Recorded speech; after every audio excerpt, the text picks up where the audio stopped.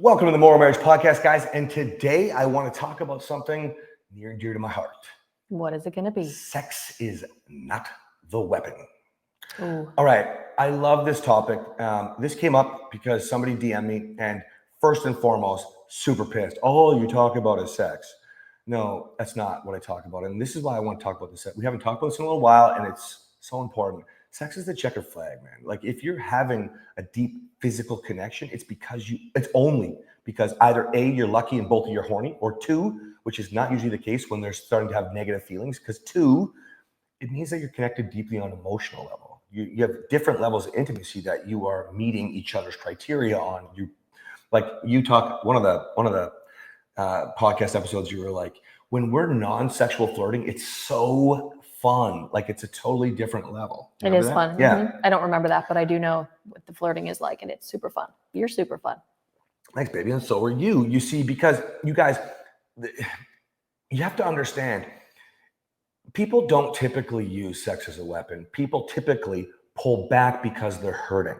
Okay. And the victim takes it as an attack. That's why they're saying that sex is a weapon. That's right. Now, the first thing you have to understand is a couple mindset things. I mean, if you're a man and you feel this way, typically it falls into even how Glover talks about it in Over Mr. Nice Guy. You're looking for your wife to be quote unquote available for you, which is why you think withholding. She's withholding sex. Listen, if you want your wife to just lay there so you can blow your load, I hear sex robots are fantastic. The bottom line is that, apparently they're AI and shit. It's gross. But that's essentially what you're asking of your partner. You're already using language that is going to deter your partner from wanting to connect deeply on an emotional level, because your partner will already feel used. Withholding, availability, just think about that for a second. What if you're withholding money? Don't you feel like an ATM, right? If you can start to wrap your head around, the very first thing is mindset. It's not that she's using it as a weapon or he's using it as a weapon. They actually just don't want you. Now you can start to think about why and what that is. It's obvious with some of the behaviors that I had with you, like why I would stop having sex with you. Yeah. Our situation was extreme. Mm-hmm. And I just want to jump back to the sex as a weapon piece. So I think that there are women that use sex as a weapon. And I think that as women, we grow up learning that we can dangle the carrot. Not because we're taught that by someone that knows what they're doing, but locker room talk, stall talk. Oh, I'm not going to have sex with him if he does X, Y, Z. These conversations happen, and we are somehow, not consciously, but subconsciously taught that we can use it to negotiate. So while most of us aren't going to use it as a weapon, by the time we get to marriage and marriage troubles start to surface, we're no longer using sex as a weapon. But I do want to say that women do fall into that trap. And then men fall into that trap as well. But most of the time when we hear about it, when you are in a toxic marriage, when it is an emotionally dangerous situation and there's fear involved and there's obligation involved, it's no longer being used as a weapon. It's now being, it looks that way from the man who's not getting the intimacy, but from the woman's perspective, she just doesn't want it. And probably she did use it as a weapon at one time.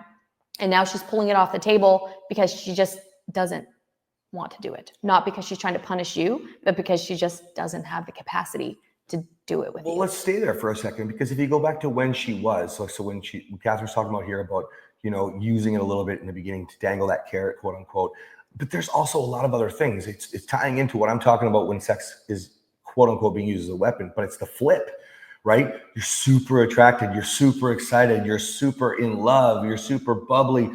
That's when she gave you blowjobs, let's say, okay? You got to understand, the feelings that made her want to do more were also a lot more heightened. And then as the trauma and the pain continued in your life, those feelings are replaced with feelings that are not exciting, not fun. I say, where's the room for horny there? If you start to yell, if you start to snap at the kids, if you just want to sit on your ass and go, I'm tired, you don't really have a conversation anymore, you start to pull back, then why would she be super excited? And you're like, well, I provide, I do this and that. And you're thinking, you think this makes sense, but it doesn't. If you think about it, all of the emotional problems that have happened in your life have disconnected you, right? And so by the time that, even if you've planned it all day, you're super excited, you know, you're flirting, you're hot for each other, and you think she pulls it back or he pulls it back, chances are you still missed something else. Or maybe you just timed it wrong. Like the plan was for 9 o'clock, but do you know that your partner is going to go to sleep here? Like Kathryn's going to fall asleep if I wait till 9 o'clock at night, you know? Whoopsies. Which is what happened last night. But if you understand this, you can start to look again, like, what am I doing? Why would I be, quote unquote, building the wall between us? Why am I pushing my partner away? You know, because on a whole, people, when you're in a strong partnership, you want to give. And so even if you're not as physical, like men are more physical typically, right? Then your partner wants to be there for you. But what are you missing? What are you lacking? Like, you know, so you work all day and they don't. So like, how entitled are you? You know, a lot of guys, man. Be careful with the they don't. You work all day and they don't. Careful there. Oh, I didn't mean it like that. I know. I mean it like the way the man's thinking. I know. Because yeah, that's what a lot of men don't realize, that a woman at home is dealing with shit that you could never understand, because the emotional turmoil from 2 tornadoes and a hurricane is way different than, I don't care if you run a multi-billion-dollar company, man. It's just totally different. You have a team in place. You know what I mean? And if it's just you with your employees, well, then why aren't you responsible for the energy of your own home? You'll do it for work and try to make a bunch of money. You got to lose the entitlement. You got to start to lose the attitude, start to bring back connection on so many different levels, climbing the rejection ladder, right? Like the very bottom, what's the energy when you come home, right? Are you even excited or are you afraid? You know, do I demand a break? You know, do you only have shit to talk about, like your job? Because by the way, your partner doesn't give a fuck anymore. You know, then what are those conversations like? How much are you laughing? What are your dates like? What are your flirts like? What's the banter non-sexual like? You know, how many times you drop in a comment about sex because you want it so bad, and you deep down do think your partner is using it as a weapon. And so it comes out of your mouth passive aggressively, not a flirt, like passive aggressively. Wouldn't you say? Mm-hmm. Agreed. I was pretty bad at that. Oh my gosh, Yeah. Pretty bad? My goodness. And I don't think it douche. And you were a douche for sure. And I don't think it came across as a flirt, actually. I think it came across as much differently. I think I was referencing like later, like trying to learn. You know, not using what is a weapon. Well, the expectation bleeds out. Yeah. The entitlement bleeds out. Yes. And so you might think that you're flirting with your partner, but there's that expectation. I'm going to use the word again, bleeds out. Mm-hmm. You know, it's a resounding from the word of the day. Just kidding. But yeah, you're absolutely right. I think that is the best point to end this episode. Is you have to understand that expectation that bleeds out. So when you start to learn to show up as a new man or new woman, you start to realize that you have to be a lot more giving. You have to be a lot more patient, which is also giving. You're giving grace. You're giving patience. You're giving mercy. Okay. And when you start to bring in all the things that you want to deliver, and you start to really grow up here in your brain, okay, you start to then change in your heart. And as you start to give more, the expectations will bleed out if you're not in, say, like a reality check with a program like ours. Okay. You clearly have sent a signal. Sex is the worst. I don't care who you are. Sex is the worst, because you send this signal out of what I deserve, what I'm entitled to, what are the rules of marriage. You know, of course, I only sign up for one penis or one vagina for the rest of my life. So, well, who else am I going to do this with? This is what leads to all these things taken personal, which is none of this is giving, where you start to go to porn, you start to make comments, you say, oh, I could have this person. You start to go to somebody for validation, DMs on an Instagram, you start to watch porn, all these things, okay?